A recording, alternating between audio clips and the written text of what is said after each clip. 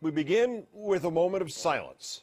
They buried Jean Beliveau today after a state funeral in Montreal's cathedral, Montreal Tuesday, after all of one nation and a part of a second symbolically had gathered through the snow and the ice and the tears and the years.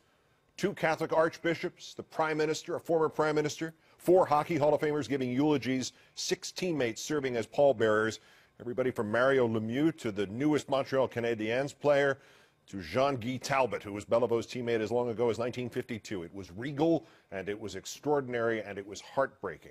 And for all of its majesty, for all the gravitas of the occasion, for all that is implied by the rhetorical question, to what American athlete would we give or have given a state funeral?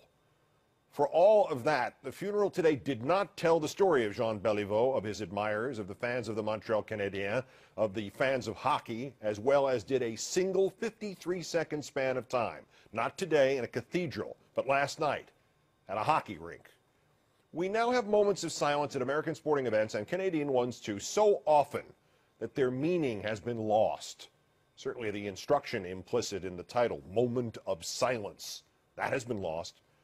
I have not been a part of one. I have not seen one on television. I have not read of one for decades, maybe since I was a teenager. Not one for an athlete, not one for military personnel lost, not one even for victims of terrorism. I have not known of a moment of silence which was not punctuated by at least one selfish, clueless person who saw in it the chance to draw attention to himself and not to those being honored by shouting or cheering or chanting.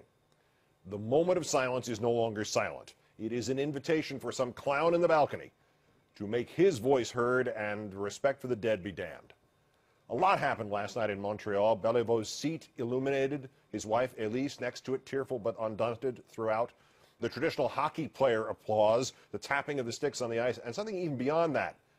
At least 2 players, Manny Malhotra of the Canadiens and Alexander Burrows of Vancouver, taking off their gloves on the ice to applaud along with the crowd, something that players rarely do on ice. A standing ovation of fully 2 minutes and 13